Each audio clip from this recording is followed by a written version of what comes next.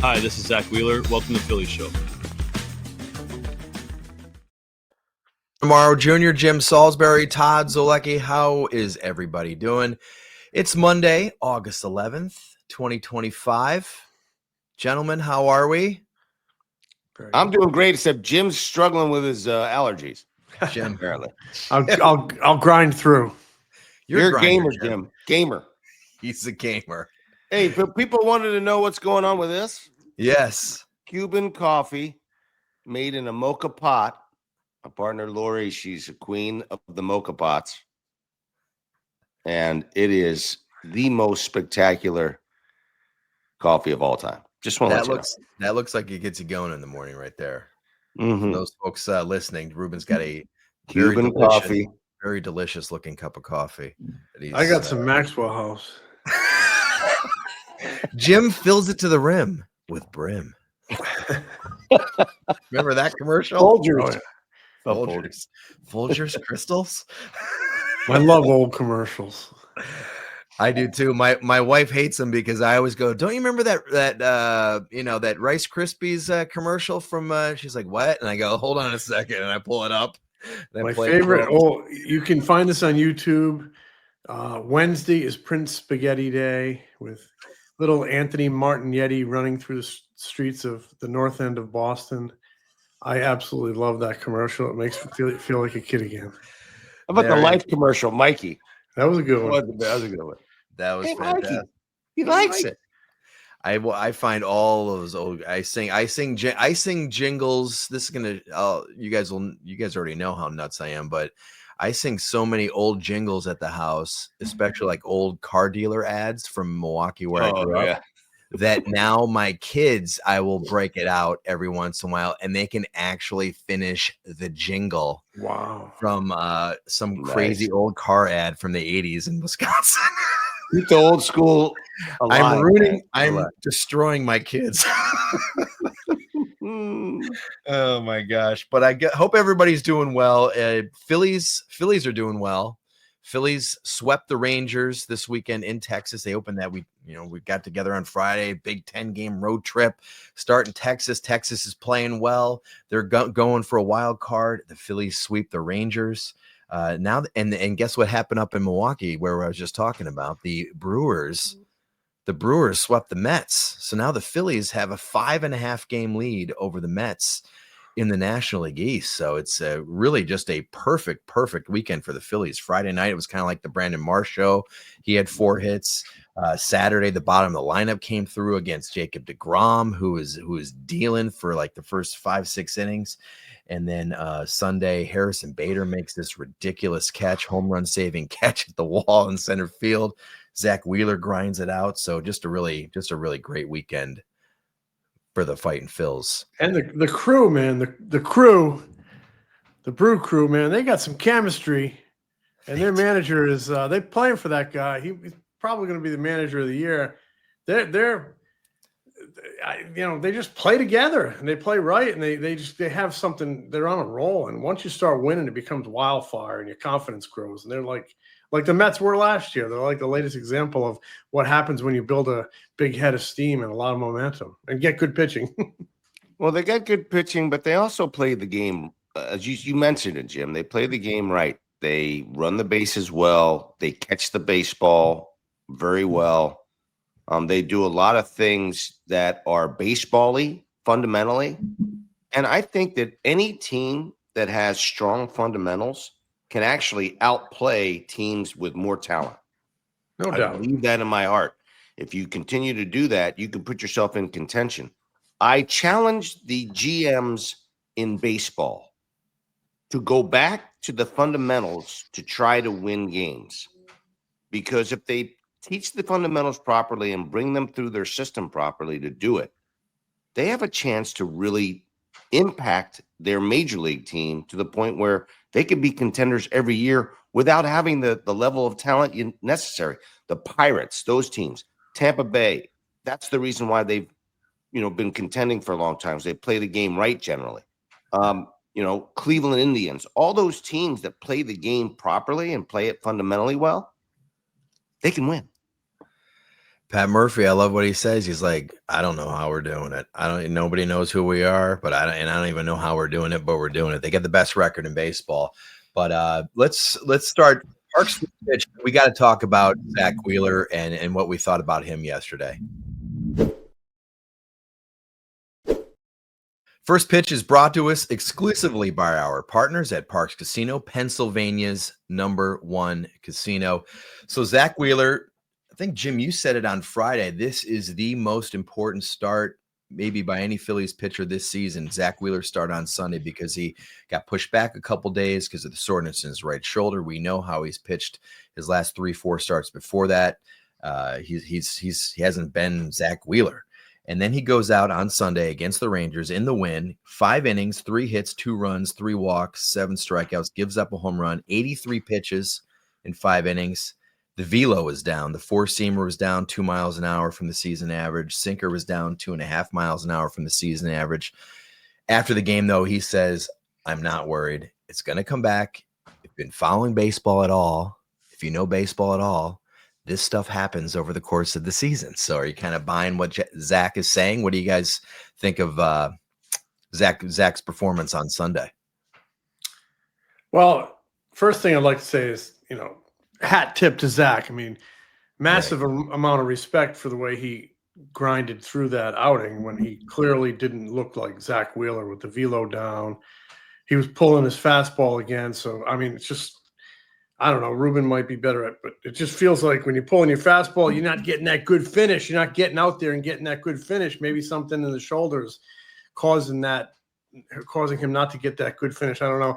Then you could see his style of pitching change a little bit, more sweeper, change up, getting away from the power stuff because the velo was down, and obviously he's having trouble locating it. So I respect that he grinded through it.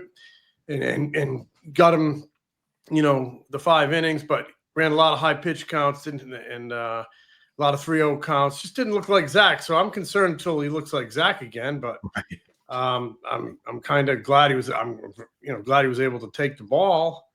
But I don't. Something's going on. But he's so talented. He can grind through it. But 5 innings is not Zack Wheeler. He's old school. He wants to pitch 7 plus, take the ball 33 times, and something's cooking there, Ruben, right? Yeah, I mean, he wasn't himself. There's no question about it. I don't know whether it was the time off, whether it's the shoulder, whether it's a combination of those things, whether it's a dead arm period that he's going through. And often, pitchers go through this. Hopefully he can bounce back and get that 97 with life, 96, 97 with life. He did not have that. But he made the adjustments he needed to make to get enough outs to put the Phillies in a position to win the game, which is noble. You could see that, his pitch arsenal is totally different. He's one of those pitchers that pitches with his fastball, whether it's a 4-seam or a sinker, and his sinker hasn't been working all that well. He used very few sinkers. I think it was like 9%. He typically is like 17% sinkers, and he used his split. So his split became the pitch for the swing and miss, even to right-handers. He was throwing it. And that was interesting to watch him just sort of work his way through it, knowing that he didn't have the good fastball, knowing he didn't have the good fastball command, but mixed in the breaking ball and the split to be able to get outs. Pretty impressive. And Bader kind of bailed him out with it was a home run that Corey Seager had hit. And Bader bailed him out with some great defense. There was some great defense all around in that game. Pretty impressive, but nice job by Zack of getting through it. The real big question is, how's he feel today, meaning Monday, later on this afternoon when he checks in, and how does he feel in his next start? And we'll see whether he starts to ramp up a little bit from that dead arm. Yeah, I mean, the fact that, he talked to you the other day, Ruben, and he said, listen, I'm not concerned about it.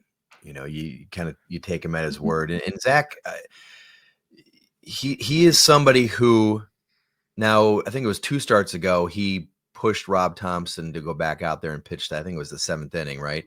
But there have been several instances over the last 4 or 5 years where If Zack does not feel like he has it, he has been honest with Rob Thomson. So, you kind of want to probably get somebody up here to pitch the 8th, or you probably want to get somebody up there to pitch the 7th. He'll be pretty honest with Rob if he's not feeling it. So the fact that he's out there pitching and making the start, I kind of, I guess I give him the benefit of the doubt that maybe this is just a dead arm period. But yeah, I want to see how he feels today, Monday. I want to see how he looks in his next start, and you just got to keep watching and make sure he comes back healthy. But I mean, the 6-man rotation certainly feels inevitable at this point. So the Phillies, they play 3.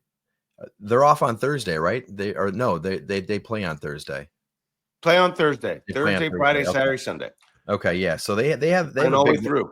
Yeah, they have a big run of games coming up here. So the 6-man rotation certainly in the next few weeks could come into play at some point. I don't know if it's going to be in this current run of games, but they have a run of games coming in the next several weeks. What's your guys' biggest concern? The lack of, the decline in velo, or the decline in great location? Both. Yeah. I mean, Jimmy, you're right. Like cutting off the fat. You mentioned the cutting off the fastball, so maybe cutting it off. Yeah. It's like when you feel that just that little at the end. You're right on it, Jim. I think you're right on it. When he's not able to finish, when he's not get that extension, that's when he gets finished on the pitches. He's not getting the same sort of finish. So that riding fastball that you see sometimes, even if he throws a 95, it has life to it when he's right, and he can get guys to swing and miss at it. Right now, it's not really happening. And the change in style of pitching yesterday, you could see it, was to me an admission by him that he's not right. Right. It's a concern for me because I think he's indispensable. I think he's great. And I think you need him to get where you want to go. Yeah. Aaron Nola, they do have, Aaron Nola is making probably his final rehab start on Tuesday, so he could rejoin the rotation as early as Sunday in DC. Yep. And for what it's worth, Andrew Painter pitched on Sunday in AAA, and he did not pitch particularly well, at least by the number line. 4 1/3 innings, 9 hits, 7 earned runs. He now has a 5.42 ERA in 16 starts. Gave up 2 home runs too. Gave up 2 home runs as well. Yeah, 2 walks, 2 home runs, 6 strikeouts. So Andrew Painter's not really forcing the issue here in terms of a promotion. So, well, they say adversity can lead to growth. I guess he's having a growth moment down there. We'll see. But hey, that was First Pitch, presented exclusively by our partners at PARX Casino, Pennsylvania's #1 casino, PARXCasino.com. You must be 21. And if you have a gambling problem, call 1-800-GAMBLER. We have a little breaking news on HelloFresh. We've talked about them for a long time, but this summer, they have their biggest menu upgrade yet. Ready for this, Todd Father? Talk to me. They have doubled their menu. Doubled. Now you can choose from 100 options each week, including new seasonal dishes and recipes from around the world. 100 options per week. That's incredible. But to start out, what they had before was absolutely perfect. Now to add even more for your go guys like me. I got baseball in the morning. I got baseball afternoon, all day, every day. I need something to get going. I need something to eat, and it's absolutely delicious, Scott. That's right, Todd Father. The best way to cook just got better. Go to HelloFresh.com/FT10FM right now to get 10 free meals plus a free item for life. 1 per box with active subscription. Free meals applied as discount on a first box. New subscribers only. Varies by plan. That is HelloFresh.com/FT10FM to get 10 free meals plus a free item for life. We are back. If you want to get a Phillies Show t-shirt, you can go to thephilliesshow.com. I've got one on right now. We got a lot of powder blues you can check out. Guys, it's Monday, and it is time for Manco Best Week. Manco Best Week, because Manco is the best of the best. We know, we were there a couple Sundays ago with our live show. Manco Best Week, where we pick the best Phillies player, performance, play, whatever we choose, because we have that right as Manco Best Week. So does anybody want to get us started? Jimmy, go ahead, baby. So I'm going to give a nice big slice of the Manco pie, best of the week, To Brandon Marsh, just like the way he's playing. I like the confidence he's playing with. I like the energy he's playing with. Big smile on his face. He's always a great teammate. You watch when he's not playing that given night and someone who is playing does well, he always, exudes happiness for that guy. So he's a hell of a teammate. Since May, he's hitting over 300 since the start of May, since he came back from the minor leagues. It was like a reset for him. He's talked about it, and he's just playing better and better. Since the All-Star break, he's hitting 339 with a 1025 OPS, 664 slugging. He's like number 7 in the majors in WRC plus, one of Todd's favorite stats. But those are nice little snapshots. He's playing better. He's hitting. He's producing. He's become a really solid contributor for this team. Todd, what do you got? Yeah, I had Brandon Marsh written down, but I had a backup plan because I also thought maybe give this guy some love because there's been a lot of focus on him. It's just 1 week, but this is just best Manco best week. But Bryson Stott this past week, he also batted 500, Jim. He matched Brandon Marsh in batting average. He also went 7 for 14 at the plate. 2 doubles, 1 triple, 4 RBIs, 563 on base, 786 slug. And that's big. And if you can get just any semblance of production from Bryson Stott at the bottom of that lineup, especially when Alec Boehm comes back, if they platoon Edmundo Sosa and Bryson Stott at second base, man, that would make a difference. You saw the bottom of that lineup on Saturday got to Jacob deGrom, and it's those little things that can make all the difference in the world in the postseason. In a pennant drive down the stretch. So some positive signs from Bryson Stott this past week. Great calls, boys. And you stole both of my thunders. But so I'm going to go really, really broad and say the bottom of the lineup. I mean, the entire bottom of the lineup, so huge. Been waiting all year long for the Stotts and the Marshes of the world to step forward. And, it's true that the big boys at the top of the lineup have to get the job done for them to win. We've talked about that a lot. But anytime you have this sort of production that they're getting right now over the last week or so, and especially this last weekend, you get the Edmundo Sosa's, adding on. You get, different types of guys. Even Kepler, you got to give him some love. Yeah. He had a huge base hit against deGrom. I mean, that turned that whole series around for me and basically made it happen. I mean, we're all ready to jettison Max Kepler, but he gets an opportunity to play for Castellanos and comes through. Great job by Thompson of giving him the opportunity to do that. So I'm going to say the bottom of the lineup. Great job by those boys, and they're the best of the best for me. Since the All-Star break, this offense has been very, very good. Mm-hmm. They're number one to happen. Yeah, since the All-Star break, number 1 in the National League in slugging percentage, number 1 in home runs, number 2 in runs, number 2 in OPS, right up there, number 2 and 3 in a lot of the advanced metrics. The offense, this has been almost a month since the All-Star break. It's there. They just, need to put it all together, and the lineup is playing deeper with the contributions they're getting at the bottom, and Schwarber and Harper have been good. And Trey Turner, they survived. He kind of was slumping for a while. He seems to be coming back. Mm-hmm. Good things are happening. I just wonder if that, the Duran pickup, I think it charged people up a little bit.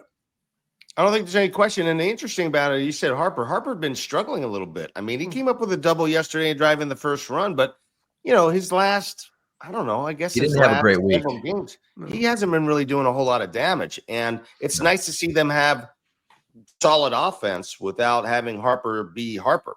And once he starts rolling in, look out, brother. And they did a lot in that game. Weston Wilson, nice base hit. Didn't try to do too much. They moved a runner with a bunt. They played. I thought they played a really solid offensive series in Texas. They really did. So a nice segue, guys, because you talked about Brandon Marsh. There was Jimmy's Manco best of the week. Ruben had mentioned Max Kepler. And this weekend in Texas, we saw 3 different outfield alignments. Everybody was wondering exactly what's going to happen after those first 6 games that Rob Thomson said he was going to platoon Brandon Marsh and Harrison Bader in center field. Well, Friday you had Kepler in left, Marsh in center, Castellanos in right. And Saturday, you had Marsh in left, Bader in center, and Kepler in right. Sunday, you had Weston Wilson in left, Harrison Bader in center, and Nick Castellanos back in right field. So 3 different outfield alignments. But to me, the most interesting move out of all of them was Nick Castellanos not playing on Saturday in right field and Rob Thomson going with Max Kepler in right. And I'm wondering, my first thought was, I was wondering if Rob was going to maybe ever do this because he's been pretty loyal to Nick Castellanos in terms of his playing time in right field. We're going to see a little bit more of this. Maybe we're going to see a little sprinkling of Max Kepler in right field moving forward. Do you guys like that idea? I like it. I think if you're trying to win the division, if you're trying to put your best lineup on the field and Max Kepler is swinging the bat, Ruben, he had a OPS over 1,000 this past week. Max Kepler, he could have been a Manco best week. So I just like it. I like it. If Kepler's swinging the bat well and you're facing a tough righty, put Marsh in left, Kepler in right, Bader in center. Now all of a sudden you have maybe their best offensive outfield alignment, but you also by far have your best defensive alignment in the outfield as well. By far. No doubt. And I think that's one of the reasons why that's happening is I just think Rob Thomson is gotten to the point now, and I don't know how much that's going to happen with Castellanos, but I think Rob Thompson's gotten a little bit to the point with his outfield that he's going to start doing it the way he did his bullpen for many, many years until you got Joan Duran there pitching in the ninth, where you mixed and matched the right guys at the right time. And I think that's what he's going to go with. I mean, he doesn't have any like legit everyday players. Marsh right now with the way he's swinging the bat is like he and Bader may be guys that you can go out there and say, okay, go ahead and play every single day, possibly. But I think he's just trying to maximize, everybody's ability and mix and match the way he can to try to win baseball games because that's what it's about. I love the move. I thought it was great. And the players responded for him. I'm not sure how much Castellanos would enjoy being a quote-unquote platoon player. I don't think that's going to happen necessarily. But against a tough righty, I think that's the way to go. What's wrong with it? Nothing wrong with it at all for me. Nothing. I liked it too. There's nothing wrong with it. Manager has the obligation to put the lineup he thinks can prosper that night. He has an obligation to put that on the field. Platoons can help guys get hot, and then you ride the hot hand. I mean, Kepler, hats off to Kepler. He's helped them win 2 big ball games in the last 4 games and, helped them build a 5.5 game lead over the slumping Mets. I mean, those are big performances he's given you. So figure out a way to get the most out of your players in a platoon situation. If that's the way to go, then go that way. Ride the hot hand. All about wins. It's not about the me, I. It's all about the W's. And this team is putting together something pretty good. And I like the way the manager's employing that that outfield. I mean, I love the play Harrison Bader made yesterday. That was one of like the Duran pickup has picked up everybody. A play like that picks up the whole dugout, picks up everybody. So, Ruben, I watch him hit, and all I can think of is Pete Incaviglia. You talking about Bader? Yeah, he kind of drops his hands a little bit. Yeah, sells out on the fastball. That's an interesting comp. He obviously doesn't have the same sort of like different raw body, power. But he's bulked up, but he's not as big a person as Pete. He doesn't have Pete's power, but he drops his hands. He kind of starts a little early. It just kind of reminds me of that when I watch. Yeah, interesting. Yeah, that's an interesting comp. The other thing you get out of Bader is that he's got a little swag to him. I think he's got that kind of swag that maybe this clubhouse needed a little bit, a little swag. He's got a little bit of a strut out there, He has a little bit of. He has a little bit of a Pat Burrell walk. A little Pat Burrell walk. Pat would kind of. Little bit of an ass hat in a positive way. A what? An ass hat in a positive way. I'm not sure you need to be a little bit of an ass blank to play well and to have some attitude to play this game, and I kind of like it. Yeah, you need to play with some sneer. Yeah, but you also need to back it up. But he does have with the purple gloves, and he plays with some style, and I can see that being a really nice fit in the clubhouse. I think it has. But when you are a character and you have character and you are a character and you lighten people up and you can back it up on the field, that's when you become a special contributor. No doubt.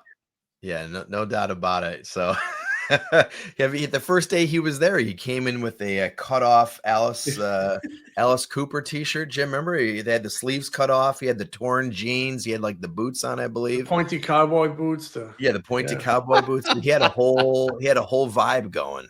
Oh, he's a style master. He's got that vibe on the field. You mentioned the pink and purple gloves, and I'll tell you this: he don't wear Dockers.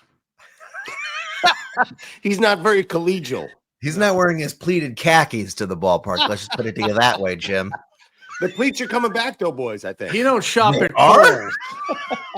Todd, he don't shop at Kohl's. He doesn't get Kohl's dollars. Kohl's cash. It's Kohl's cash, Jim. That's where I go. I get my Kohl's cash. I also like to go to BetPARX Casino. My wife and I were there a couple weeks ago, and we checked it out. We had a very nice dinner, but you can't always get to the actual casino, right? So you got some action on your phone. You can always pull it up on your phone if you ever want to have a little bit of fun while you're watching the Phils, or just when you're sitting in the backyard, right, Ruben? What do you got? No doubt. The only betting app that I recommend and use for betting on sports and playing casino games for real money is the BetPARX app. It's outstanding. There's so many different games to play. I mean, I know I've talked about this a lot, but there's Billionaires Bank, there's Leprechauns Luck. I mean, there's all types of stuff that you can play on here. Not only that, you can also hit that button for sports, and you end up getting nothing but like any game that you want to bet and bet on, like any situation. You can scroll down, and Philadelphia versus Cincinnati this evening, and during the course of this big series against that club. I mean, you got a chance to do a whole lot of things on your phone during the game. Do a lot of betting. Is pretty cool. Plus, they also have this thing called BetWire, and it's now right on the BetPARX app. It's basically TikTok for those who like to bet. I mean, you get a live feed right inside that the actual app, and it gives you hot takes, game predictions from content creators all over the country. Pretty cool. New users can get up to $1,000 cash back if you're down in the first 24 hours. See betparx.com for details. You must be 21 and in Pennsylvania, Jersey, Michigan, or Maryland. Gambling problem, please call 1-800-GAMBLER. The bullpen, Joan Duran, you mentioned, gave some juice to this clubhouse, and I absolutely agree with that. Guy's got a presence. He had a presence walking in. So Bader, I mentioned, had the Alice Cooper cutoff tee going. Yeah, I remember Joan Duran had like these really nice like black slacks on, like a really nice black dress shirt, black shoes. He came in. He looked suave. He absolutely looked suave. I was like, okay, this guy also has a vibe, and he has a presence in that clubhouse. He certainly has a presence in the mound. He certainly seems to have changed the dynamic of this bullpen. So I kind of want to close the show talking a little bit about this. Sunday, Zack Wheeler, 5 innings. The bullpen comes in, 4 innings, 4 hits, no runs, no walks, 3 strikeouts. The bullpen, everything has lately been kind of lining up. And you look at some of these numbers. Duran, his first 4 appearances with the Phillies, 4 saves, 4 save opportunities. I think he's given up 1 hit so far in those 4. Matt Strahm since June 29th, 1.84 ERA. Orion Kerkering since May 1st, 1.67 ERA. Tanner Banks since June 20th, 1.86 ERA. You take out the really bad game against the White Sox, Max Lazar, 2.63 ERA. And David Robertson is back. Jose Alvarado on Sunday in AAA. Made his second rehab appearance. Velo was 97.7 on the sinker, but he could be back on August 19th. So the bullpen guys also has kind of been trending in the right direction. Like you talked about the bottom of the lineup, like we talked about this offense since the All-Star break. We talk about it all the time. You get that big closer, and it allows everybody to slot down a notch. That just ain't a cliche. That's real. You slot down, you're getting a roll, and you get on a groove.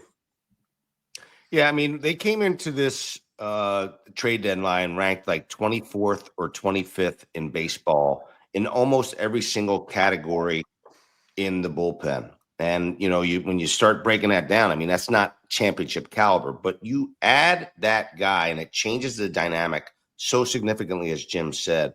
And then you add Robertson and Alvarado to the mix. Now you're talking about a real strength. So now you have guys who are supposed to be pitching in the 8th or 9th are now pitching in the 6th. I mean, you're talking about having a level of depth, if everybody stays healthy, as good as anybody's. And it went from maybe being one of the worst in the bottom third of baseball to close to one of the top third. And so it's a dynamic difference. It's a huge get for the Phillies. Hopefully this guy continues to stay healthy and do what he's doing, because if he does, I mean, this team's got a chance, real legitimate chance to be a World Series winner. So much of this team seems to be coming together at the right time. That's why it's so important that Wheels gets through this and, becomes and looks like Wheels again. But a lot of good things are happening. A 5.5 game lead. Wow. It's time to take out that whip and bring it down the home Bring it on the hindquarters. Bring it down on the hindquarters. Bring it down downtown. Whip that. Put the Mets right in the rearview mirror. Put the Mets in the rearview mirror now. Pedal to the metal. Devo that stuff, right? Go. I want to mention also, like, we're talking about last episode, we were talking about tough decisions that might need to be made in the bullpen. I just want to mention this, and these have all been low leverage situations, but in his last 8 appearances as well, Jordan Romano, 2.70 ERA, who we talk about how what might shake out with the bullpen. So even Jordan Romano in low leverage has been pitching well. So everybody seems to be kind of putting it together. But yeah, I agree, Jim. Everything seems to be kind of going well at the moment. That one big thing. Except that one and that is a huge thing. They need healthy 97, 98 Zack Wheeler down the stretch, and certainly in the postseason. He's one of the best postseason pitchers ever. Like at least 10 games started. He's like top 8 in ERA all time postseason. So they need that going. But yeah, I mean, the Phillies also. The Dodgers lost on Sunday. The Phillies right now have the second best record in the National League, which gives them that first round bye. That's also something that you want to keep an eye on. So Monday night at 6:10 p.m. Eastern, you got Taijuan Walker against Andrew Abbott. This is at Great American Ballpark in Cincinnati. Tuesday at 6:40 is Ranger Suarez against Brady Singer. And then Wednesday, the series finale in Cincinnati, 5:10 Eastern. Christopher Sanchez against Hunter Green. So that'll be quite a matchup with Hunter Green coming back off the IL. Man, Hunter Green's been throwing really, really well. Yep. Yeah. I mean, he's really progressed into the guy that they hoped he'd be. And the Reds, like the Rangers, are just on the outside of that wild card race. I think they're like maybe a game and a half behind the Mets. Game and a half behind the Mets. So this is a team with Terry Francona. They've got some talent.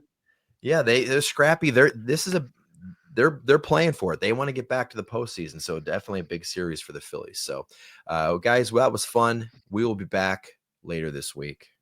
Smell you later, boys. Smell you, Jim. The Philly Show is brought to you by the Foul Territory Network. Subscribe to The Philly Show on YouTube and wherever you get your podcasts. If you like us, give us a review. Follow us on Instagram, TikTok, X, Facebook, and Threads. Find Ruben's analysis before, during, and after Phillies games on NBC Sports Philadelphia, on the Sports Radio 94 WIP Morning Show, and MLB Network. Find Jim at allphly.com. Find me at MLB.com, the Phillies Beat newsletter, and MLB Network.